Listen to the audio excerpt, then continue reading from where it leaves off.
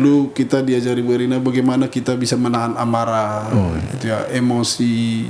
Iya. Terus kalau kita bisa memaafkan, tapi kadang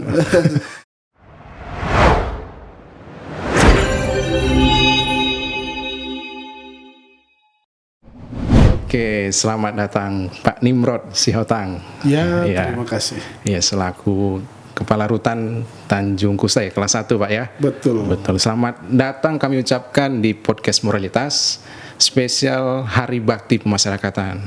Iya. Jadi selamat datang dan terima kasih kembali kami ucapkan kepada Bapak. Jadi ini suatu kebanggaan sama kami. Ya. Sebuah syukur yang sangat amat yang kami terima ketika Bapak bisa hadir di tengah-tengah kesibukan ya. Di tengah-tengah kesibukan Bapak sebagai pimpinan dari Rutan kelas 1 Tanjung Kusta gitu, untuk hadir untuk menemani kami sama-sama berbincang tentang pemasyarakatan dan moralitas. Jadi kami ucapkan terima kasih sekali Bapak. Oke. Baik. Jadi kita berbicara tentang pemasyarakatan Pak. Ya. Pemasyarakatan. Tentang Hari Bakti Pemasyarakatan. Ya. Jadi kita pengen tahu Pak, pengen tahu sama-sama menurut Bapak sendiri nih pemasyarakatan itu seperti apa ya? Boleh kita tahu seperti itu. Oke. Iya. Saya juga mengucapkan terima kasih kepada Yayasan Moralitas Ijikui atas undangannya. Iya. Pada kesempatan ini saya sebagai kepala rutan sembari menghadiri undangan ini, tapi juga bisa mempublikasi tentang apa itu pemasyarakatan. Betul Pak. Ya, pemasyarakatan adalah sistem pemidanaan di Indonesia yang dulunya adalah konsep penjara, yang tujuan utamanya adalah penjaraan. Iya. Sejak 1964 dengan lahirnya Undang-Undang Nomor 1995 tentang pemasyarakatan, yang sekarang sudah diamandemen menjadi Undang-Undang Nomor 22 tahun 2022 tentang pemasyarakatan. Yang tujuan fungsi adalah untuk mengembalikan manusia yang tadinya melanggar hukum menjadi manusia yang baik. Manusia yang mandiri, produktif, serta ikut serta membangun bangsa kita ini. Yang sebelumnya adalah mereka ada yang mengatakan melanggar hukum, ada terpidana, ada narapidana. Tapi pada prinsipnya mereka adalah warga negara Indonesia yang mempunyai hak yang sama untuk menjadi manusia yang baik ke depan. Ya. Ini luar biasa penjelasan ini Pak. Jadi dari penjelasan itu kan kita juga pengen tahu yang instansi dalam pemasyarakatan ini apa aja Pak, selain lapas atau rutan, apalagi itu Pak gitu kalau kita boleh tahu. Ya, jadi ada kami berada di institusi kementerian, yaitu Kementerian Hukum dan HAM. Bapak Yasona Lawli pada saat ini menterinya, membawahi beberapa direktorat. Yaitu salah satunya kami, Direktorat Jenderal Pemasyarakatan, Bapak Dr. Reinhard Silitonga pada saat ini dirjennya. Di bawahnya Direktorat Jenderal Pemasyarakatan ada itu namanya Balai Pemasyarakatan. Ini tugasnya adalah melakukan pembimbingan dan pengawasan terhadap klien pemasyarakatan. Nah, siapa klien ini? Adalah orang yang sedang menjalani asimilasi, pembebasan bersyarat, cuti bersyarat, dan juga melakukan penelitian kemasyarakatan. Lalu ada lembaga pemasyarakatan. Lembaga pemasyarakatan, lalu juga ada rumah penyimpanan barang sitaan negara, rubasan namanya. Lalu satu lagi rumah tahanan negara, yaitu rutan tempat penitipan sementara tahanan-tahanan. Oke. Berarti hanya 4. Tadi Balai Pemasyarakatan itu yang biasa kita sebut Bapas Pak ya. Bapas ya. Kemudian ada rutan, terus ada lapas ya. Dan juga tempat penyimpanan barang sitaan gitu. Ya, tadi dalam penjelasan ini Pak, penjelasan Bapak kan ada yang menyebutkan bahwasanya warga binaan itu adalah yang mereka itu warga negara adalah bagian dari yang produktif dan juga ya bisa kita katakan juga ya inovatif juga seperti itu ya. Benar. Ya. Nah, caranya terutama di bagian rumah tahanan seperti itu. Ya, cara membangkitkannya gitu kalau kita boleh tahu gitu Pak. Caranya gitu. Ya, jadi memang melalui undang-undang tadi dan peraturan menteri, peraturan pemerintah diatur apa itu namanya hak dan kewajiban para warga binaan kita. Nah, di rumah tahanan negara seperti di tempat saya, tahanan itu mempunyai hak yaitu untuk memperoleh perawatan dan pelayanan. Pelayanan apa dia? Terkait dengan sandang pangan. Perawatannya apa? Perawatan ini turun dia menjadi ada pelatihan, ada kegiatan yang diberikan untuk mereka. Nah, berupa apa kegiatannya? Pelatihannya, yaitu pelatihan kemandirian dan juga pelatihan kepribadian. Nah, jadi dengan adanya Undang-Undang Nomor 22 tahun 2022, tadinya tahanan itu hanya mendapatkan pelayanan kesehatan saja. Tapi dengan sekarang ini mereka sudah bisa mendapatkan pelatihan keterampilan. Nah, kita akan masuk dulu ke kepribadiannya. Iya, boleh Pak. Pelatihan kepribadian itu meliputi kerohaniannya bagaimana. Baik. Kita diberikan ruang untuk melakukan kerjasama, kolaborasi dengan perorangan ataupun yayasan, perusahaan ataupun instansi pemerintah lainnya. Baik.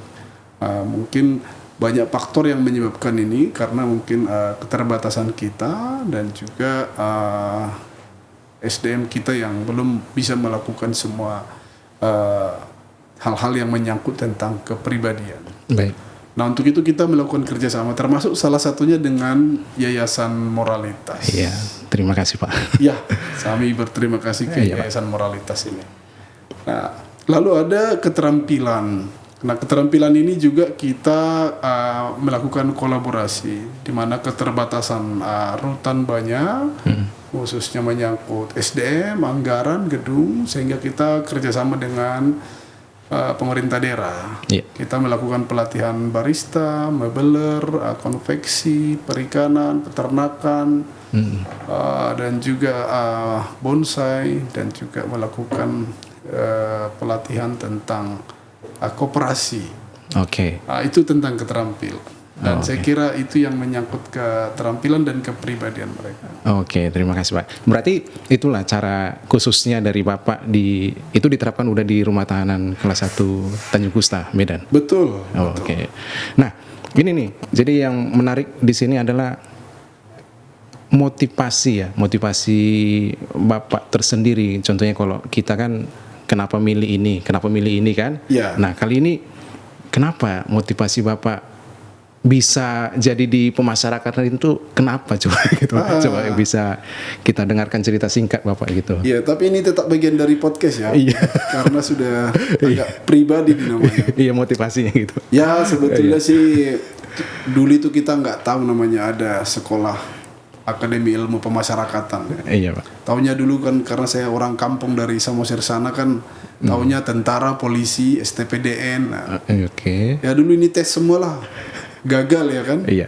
Akhirnya pergi ke Jakarta merantau, ya sempat kerja serabutan, jadi sopir, jadi tambal ban. Tiba-tiba ada yang menawarkan sekolah di Akademi Ilmu Pemasyarakatan. Pada tahun 2004 saya tes, lulus, masuk pendidikan, kaget juga. Waduh, nanti kamu kerja di penjara katanya. Waduh, sadis juga ini gitu. Tapi setelah sekolah, ikutilah karena kita kedinasan waktu itu kan, udah bergaji. Setelah mengikuti, wah bagus juga, menarik juga. Apalagi setelah sampai ke lapangan, pertama kali saya ditempatkan ke Tanjung Balai Karimun, ya ternyata kita pekerjaan kita ini mulia. Bagaimana merubah orang yang ada yang bilang jahat, ada yang bilang sesat, ada yang bilang memang dia pelaku, tapi di dalam rutan lapas ini kan kita bisa tetap berproduktif melakukan pengabdian kita untuk memperbaiki mereka-mereka yang di dalam. Betul. Ya. Oke, jadi itu salah satu cerita singkat motivasi ya, gitu Bapak, kenapa milih ya? Iya. Milihnya jadi pemasyarakatan seperti itu. Karena niat hati berarti, niat hati untuk memperbaiki orang-orang sekitar. Betul. Itu niat hatinya, seperti itu kan. Nah, jadi niat hati untuk memperbaiki, berarti kan dari ketulusan hati untuk khalayak banyak, gitu Pak ya. Khalayak banyak yang untuk bisa sama-sama berjuang, sama-sama untuk bisa sepandangan gitu ya. Nah, sama halnya ketika bisa dikatakan ya moralitas juga udah aktif di dalam pemasyarakatan, seperti itu Pak. Nah, kali ini pandangan ketika kita atau moralitas bertemu dengan Pak Nimrod sendiri ketika itu di rutan Labuan Deli kalau nggak salah Pak ya. Betul. Ya. Nah, kesan pertama, maksudnya pandangan Bapak akan moralitas itu seperti apa gitu ketika kita datang, hadir, dan kita lihat dan kita lakukan kegiatan gitu. Jadi pandangan Bapak akan moralitas seperti apa gitu? Kesan pertama lah gitu. Pandangan pertama kata orang. Ya, tentu saya salah satu orang yang tidak takut mencoba ya. Dan juga saya orang yang ingin bagaimana ada banyak kenalan lah itu. Jadi ketika itu kan kalau tidak salah tahun 2016, 2015 kalau tidak salah itu. Saya jadi kepala rutan di Labuan Deli. Ya, jadi setelah melakukan tugas beberapa bulan, kita melakukan mitigasi risiko ataupun pendataan apa nih yang harus diperbaiki ya. Akhirnya cari informasi ke sana ke sini untuk memperbaiki gedung misalnya ya, kita koordinasi dengan kantor wilayah. Betul.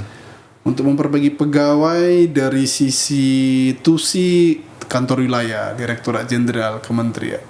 Nah, tapi untuk memperbaiki watak, perilaku, ini nih saya bingung waktu itu.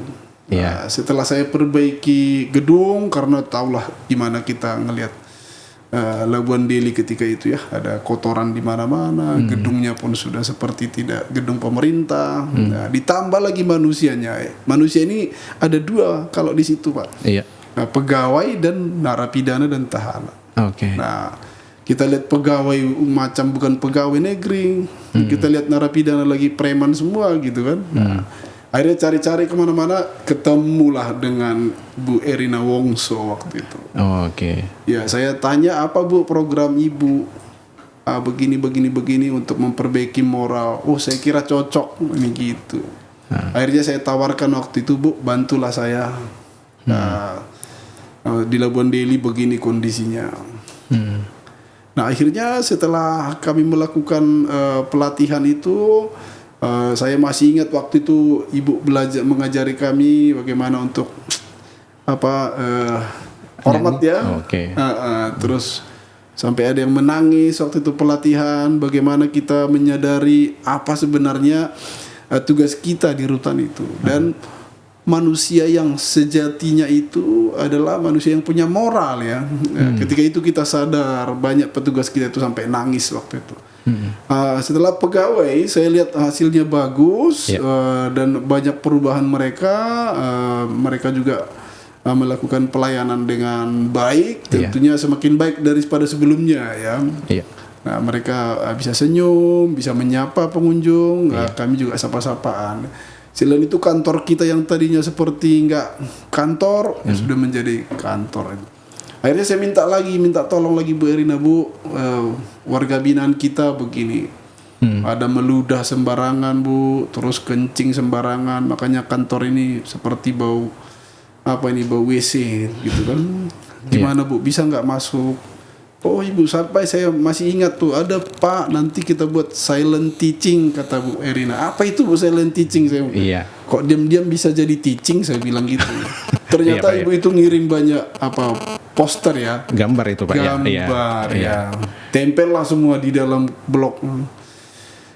Kantor sudah bagus, halaman sudah bagus. Ibu bantu lagi waktu itu ke dalam blok hunian tempat mereka kamar-kamar. Ditempel juga lah gambar-gambar itu silent teaching tadi. Iya. Nama di dalam juga berubah. Yang tadinya kencing di mana-mana, ada di mana-mana, mohon maaf nih. Iya, enggak apa-apa.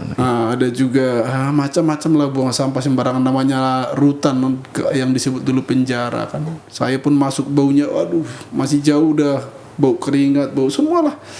Tapi setelah masuk Ibu Erina, saya bisa bilang itu 80% itu berubah. Oke. Yang tadinya seperti tempat pembuangan, memang yang dibilang pembuangan sampah itu lebih parah malah. Karena saya kan kontrol ya keliling, saya lihat waduh masyarakat manusia tapi udah lebih tidak seperti manusia lagi gitu. Nah itu peradaban ketika itu sebelum masuk Yayasan Moralitas. Setelah masuk, saya kebetulan ada 5 tahun lebih di sana, 5 tahun lebih kurang. Setelah itu saya udah lihat udah banyak kemajuan ya, dan saya kebetulan dinas pertama di Kepulauan Riau, sering ke prisonnya Singapura dan Malaysia. Saya lihat mereka sangat bagus, bersih gitu ya. Itu dulu yang bisa kita raih mungkin. Iya. Nah, ketika saya selesai dari Labuan Deli, saya meninggalkan rutan Labuan Deli dengan sangat bangga karena saya sudah bisa memperbaiki jauh lebih bagus dari sebelumnya. Ya tentunya dengan bantuan Yayasan Moralitas, baik kepada pegawai, kepada saya sendiri, dan juga kepada tahanan-tahanan dan narapidana yang ada dalam. Dan terus terang jujur sampai sekarang saya masih memegang ajarannya dari Moralitas, sehingga saya pindah ke rutan kelas 1 Medan Tanjung Gusta yang lebih besar. Iya. Dalam waktu tidak lama, hitungannya 5 bulan, saya udah menyamai dengan Labuan Deli lah. Oke. Iya, baik pegawai maupun bangunannya kita perbaiki. Iya, itu luar biasa sekali Pak ya. Iya, luar biasa. Iya, luar biasa. Itu berarti maksudnya untuk membentuk itu kan berarti dari dasar lagi gitu ya, membentuk, mengolah kembali gitu ya. Betul. Membentuk dan mengolah kembali dari dasar, dari awal, kurang lebih ya bisa dikatakan 80% harus ya macam Bapak bilang tadi yang diubahkan. Iya. Gitu betul. Ya, yang diubahkan gitu. Nah tadi ada Bapak bilang memegang yang pembelajaran dari moralitas ya. Iya. Nah, apa itu Pak? Kira-kira? Wah, sangat banyak ya. Dulu kita diajari Bu Erina bagaimana kita bisa menahan amarah, emosi. Iya. Terus kalau kita bisa memaafkan, tapi kadang sampai sekarang masih marah-marah juga sih. Karena kadang orang petugas kita ini kan kalau nggak dimarahin dikiranya kita lemah kan. Akhirnya pertama kita udah ingatkan, kedua juga kita ajak, ketiga nggak juga berarti melawan, kita ajak juga berantem gitu ya. Iya. Nah, kalau nggak dia dikiranya kita nggak pemberani bapak itu kayaknya lemah gitu kan. Nah, akhirnya memang dia dikombinasi dia. Oke. Tapi tetap menjadi teladan di dalam hal, maksudnya dalam hal yang terbaik, dalam melakukan pembinaan yang baik juga seperti itu kan. Maksudnya itu kan tujuannya adalah membina, ya membina gitu Pak. Nah, bukan hanya semata-mata ketika marah itu bukan karena tidak peduli seperti itu kan. Justru itu adalah kepedulian juga. Betul. Makanya di dalam hal itu juga bisa tersirat ya kita coba mengubah amarah menjadi maaf katanya gitu Pak. Iya. Gitu. Jadi ya. Nah, jadi itu perjalanan moralitas juga yang sama-sama dengan Bapak gitu ya, dengan Bapak di dalam hal pengabdian bersama-sama kita untuk mengubah gitu ya, mengubah dari awal kita bertemu di instansi rutan Labuan Deli dan juga sekarang ini seperti itu. Nah, gini, maksudnya adalah ketika moralitas itu ada yang udah kita ubahkan mulai dari hal kecil, kemudian hal besar gitu. Nah, harapan Bapak gitu, maksudnya ketika semua sudah diubah gitu, khususnya di bagian pemasyarakatan pemasyarakatan, harapan tersendiri yang bisa berbarengan itu seperti apa gitu Pak? Tentunya saya berharap melalui kegiatan moralitas bisa terus-menerus berlanjut, dan juga moralitas ini dibuat menjadi suatu program ya, karena saya ngelihat beberapa bangsa yang maju itu yang menurut saya hampir sama dengan apa yang diajarkan oleh Yayasan Moralitas, ini negerinya maju-maju loh. Iya. Atau daerahnya maju-maju, sama seperti yang saya bilang tadi di Rutan Labuan Deli. Tadinya mungkin mereka nggak ada moralnya, tapi setelah diajari moralitas, mereka jadi tahu buang sampah di mana. Kalau buang air itu harus disiram di tempatnya, meludah itu di mana. Nah ini moral. Terus bagaimana sih memantaskan dirinya seorang pegawai negeri, tapi suka-suka bajunya begini, datang. Nah, dengan adanya pelatihan moralitas ketika itu mereka bisa menyadari itu, sehingga harapannya ke depan ini menjadi suatu program yang berkelanjutan, dan saya berharap Yayasan Moralitas tetap ikut mengambil bagian untuk memperbaiki peradaban, khususnya di kami mungkin di rutan dan lapas. Siap Pak, siap. Iya, jadi itu harapan, dan salah satu yang jadi apa kita yang contohnya di pelatihan kemarin kan, ya pasti Bapak juga udah salah satu yang ikut di dalam hal itu. Nah, ada di dalam itu yang kita sebutkan dengan materinya lah gitu, materinya yang hubungan antar orang tua dan anak, tua dan anak, kemudian antar atasan bawahan, dan juga antar saudara, kemudian antar suami istri dan pertemanan gitu. Nah, dari 5 hal ini gitu, kalau kita boleh tahu dari Bapak sendiri gitu. Jadi kita kan pengen teladan ya. Teladan dari Bapak juga gitu, teladan dari Bapak juga untuk kita sama-sama sharing gitu, sama-sama sharing, sama-sama berbagi yang tentang hal itu.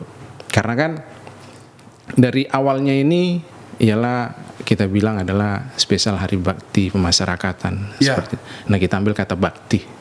Bakti itu kan luas apanya Pak ya, luas pengertiannya dan juga tujuannya.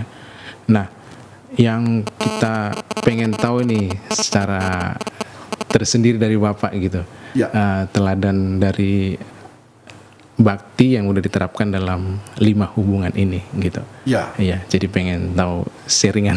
Iya. Tentu dengan pelatihan yang 5 tadi, hubungan ini, saya mengambil sebuah bukti nyata konkretnya ya. Iya. Saya ini kan memimpin rumah tahanan negara kelas 1 Medan ya. Betul. Yang menurut saya dan di kami itu sudah kantor yang paling besar. Betul. Nah, di Sumatera Utara. Mungkin di Indonesia yang masuk 5 besar. Betul. Saya kan cuman anak muda ya kan, yang bisa memimpin itu, bisa mengendalikan itu ya, tentu karena menjaga atas pembelajaran hubungan tadi. Bagaimana hubungan atasan bawahan. Nah, dan saya juga terus terang nanti kan bisa dilihat di media sosial kita sekarang ya. Kita juga mengajari mereka, petugas-petugas kita itu. Nah, dari apa? Dari kita sebagai role modelnya. Betul. Nah, kita berharap apa yang kita dapat dulu dari moralitas kita tularkan kepada mereka. Nah, seperti kata Pak Menteri kami, Pak Yasona Lawli, ada legacy, ada warisan yang kita tularkan kepada bawahan kita, generasi penerus. Ya. Itu tadi hubungan antar atasan bawahan. Nah, yang hubungan orang tua dan anaknya, kalau kita pengen sharing gitu, tentu semua saya sendiri menjalankan bagaimana sehingga kita di rumah bisa juga menjalankan tugas sebagai kepala keluarga. Di tengah masyarakat juga bersosial sebagai persaudaraan di kantor. Nah, dengan adanya pelajaran moralitas ya, saya sangat bersyukur ya. Jadi saya bisa menjalankan ini semua, sehingga ada orang itu mungkin tidak sukses di sini, tapi di sini kan. Tapi saya sampai saat ini saya merasa sukses, dan itu berkat mengaplikatifkan apa yang saya dapat dari moralitas ketika itu. Oke Pak, iya. Terima kasih nih Pak. Ini kami jadi banyak belajar gitu. Kenapa kami minta yang seperti itu? Karena kan ya Bapak seorang pimpinan ya, ya kami juga butuh jadi pembelajaran dari Bapak tersendiri gitu, teladan gitu, role modelnya. Nah, tadi udah disebutkan beberapa hal yang sangat-sangat luar biasa dari Bapak gitu. Ada ya kesan Bapak tersendiri tentang moral dan juga udah diterapkan, dan juga beberapa dampak akan yang udah diterapkan juga moral di dalam pemasyarakatan gitu ya, khususnya yang udah Bapak pimpin saat ini seperti itu. Nah, tadi apakah ada maksudnya tanggapan dari contohnya, kenapa sih kok moral gitu, maksudnya yang harus di dalam kita membina gitu ya, gitu. Adakah yang maksudnya tanggapan yang kenapa gitu, seperti itu Pak? Tentu banyak sekali, dan karena lebih banyak yang bertanya seperti itu, makanya kondisi kita masih begini. Jadi ada sebenarnya program yang sama di kementerian kita, di pemerintah kita sekarang lah, ada namanya membangun zona integritas, yaitu bagaimana merubah mindset, culture set. Dan di Kementerian Hukum digalak-galakan sekarang ini. Nah, saya kembali kepada peradaban kita tadi. Inilah memang peradaban orang-orang ataupun organisasi ataupun perusahaan mungkin saya bilang di kantor kita lah, di kantor saya. Dan ini harus ada upaya untuk memperbaikinya. Dan mereka pasti sulit keluar dari zona-zona terdahulu itu. Ya dulu kan anekdotnya kepada kita pegawai negeri ini kan datang jam 8 ngopi-ngopi, baca-baca, main game, main itu, pulang, nggak ngapa-ngapain. Nah, dengan adanya sekarang ini seperti ini, nah ini tantangannya. Maka ada yang mengatakan, kenapa harus moral gitu. Sementara sangat benar, karena tidak ada moralnya, makanya dia tidak menyadari siapa dirinya, apa yang harus kewajiban dilakukan. Bahkan idealnya kan ketika kita menjadi manusia ciptaan Tuhan yang paling mulia, kalau hanya menjalankan kewajiban saja kan tidak layak kita mendapatkan sebutan mulia itu kan. Karena sama saja itu pun menjalankan kewajibannya, dia nggak makhluk yang mulia. Manusia harus bisa menjalankan kewajiban di atas daripada kewajibannya, sehingga dia layak menjadi ciptaan Tuhan yang paling mulia. Nah, tantangan itu sangat banyak. Nah, maka kadang saya ambil pendapat para pendahulu ya. Termasuk misalnya dari lagu Indonesia Raya. Bangunlah jiwanya, bangunlah raganya. Ini yang harus kita bangun. Nah, bagaimana membangun ini? Tentu melalui moralitas harusnya membangun ini.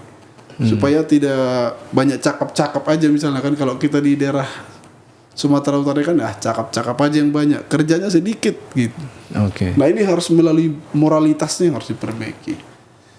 Nah, saya juga tidak misalnya sudah menjadi paling bagus secara moralnya, tapi kan perlu diingatkan, perlu terus-menerus dilakukan, sehingga peradaban kita semakin maju dan kita akan menjadi kami di Rutan akan maju. Tentu berimpact kepada Sumatera Utara dan negara kita yang maju. Benar. Iya. Ini menarik Pak. Tadi tantangannya tadi yang harus membangun sesuai dengan yang lagu kebangsaan kita seperti itu ya. Membangun melalui moral juga.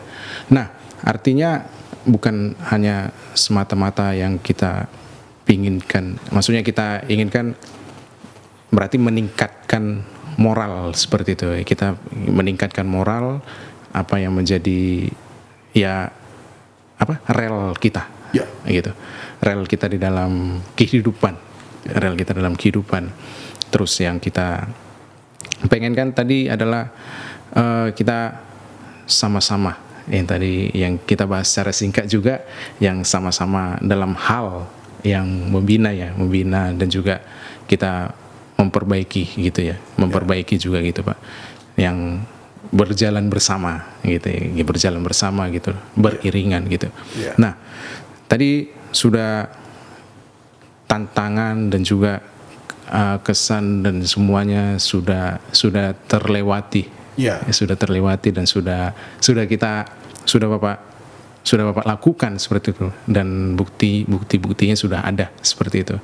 Nah, kali ini apa sih yang jadi bisa dikatakan pesan tersendiri bagi Bapak gitu, bagi Bapak khususnya di bagian pemasyarakatan yang bisa kita katakan adalah membina yang dengan dibarengi dengan moral dan juga iman juga, karena kan bukan hanya semata-mata moral, dan juga kita terapkan juga iman ibaratnya. Jadi biar bisa berbarengan dirinya, biar seimbang seperti itu. Nah, kali ini apa sih yang menjadi pesan tersendiri bagi Bapak gitu untuk mengabdi dalam pemasyarakatan gitu? Ya, saya selalu berpesan padamu negeri, tetap semangat. Kalau di kami sekarang semakin profesional, akuntabel, sinergi, transparan, inovatif, dan juga berakhlak. Nah, ini menjadi pesan untuk pemasyarakatan semua, dan juga kepada petugas-petugas perlu kita belajar moralitas. Ada juga lagunya Iwan Fals kali itu, urus saja moralmu katanya kan.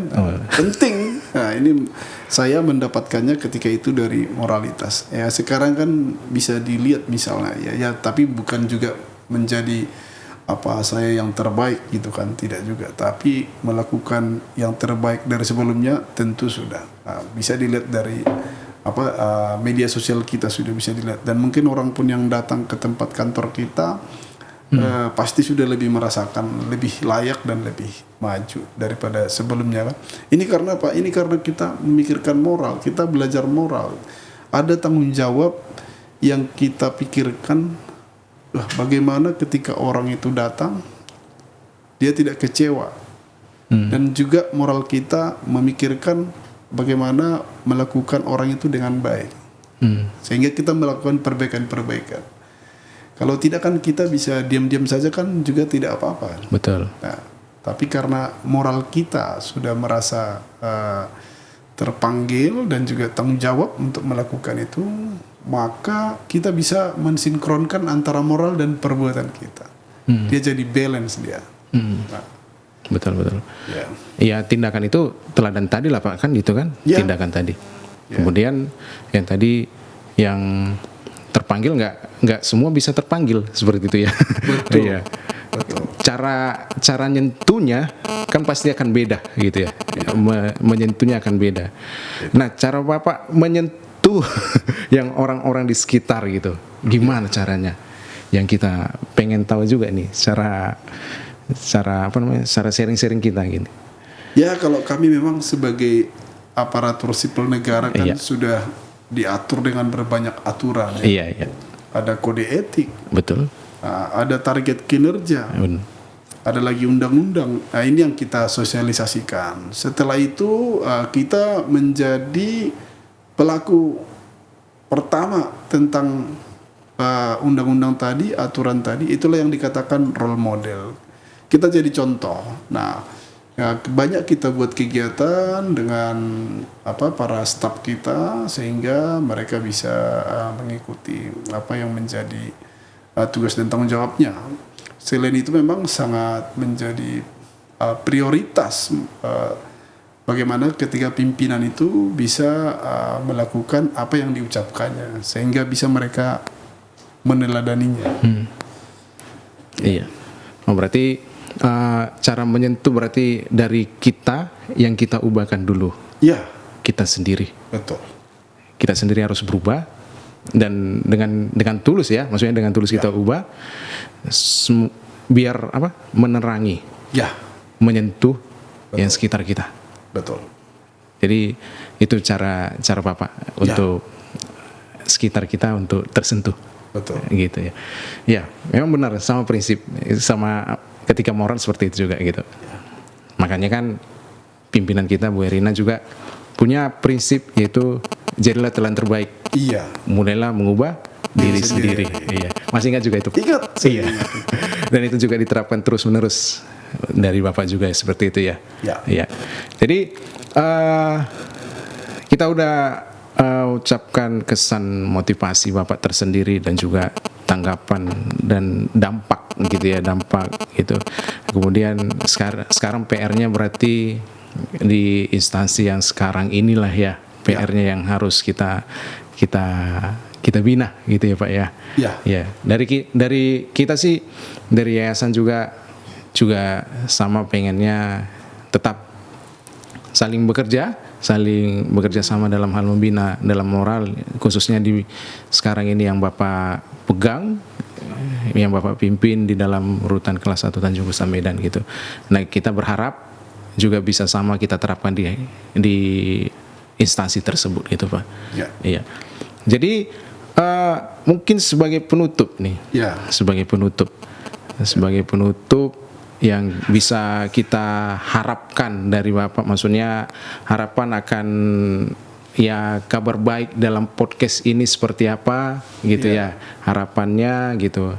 Terus juga nanti ditutup boleh dengan slogan pemasyarakatan seperti apa? Iya, slogannya kan pasti ada itu.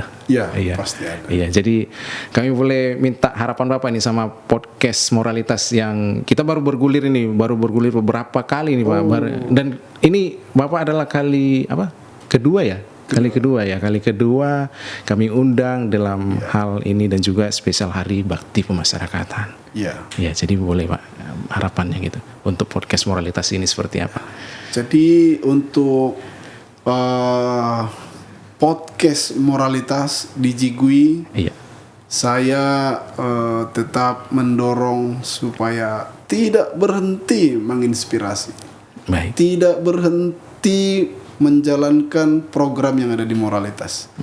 Terus menerus melakukan podcast ini dan juga pelatihan, sehingga ke depan muncul perbaikan-perbaikan dalam hal moral di para pendengar podcast kita ini, dan mungkin juga yang lainnya seperti kami di pemasyarakatan.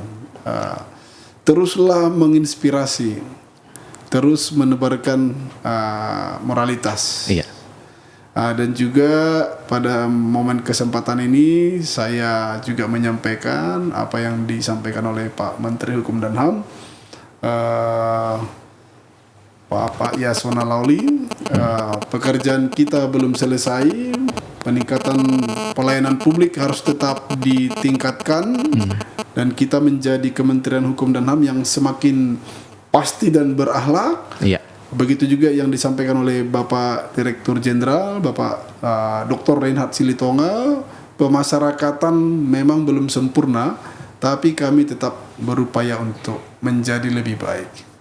Dari saya sendiri, padamu negeri, jiwa raga kami.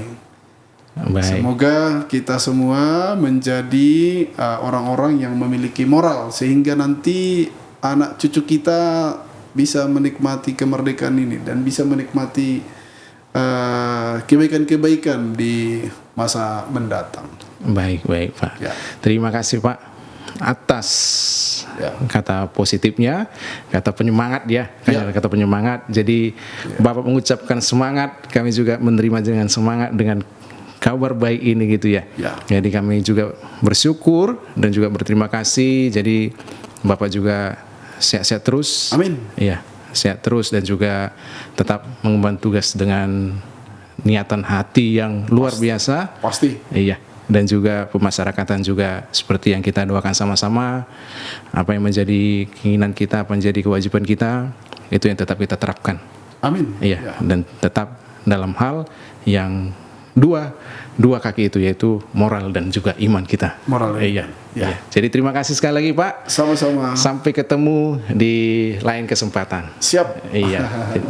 Baik, terima kasih. Jadi itu obrolan singkat kita tentang podcast Moralitas spesial Hari Bakti Pemasyarakatan.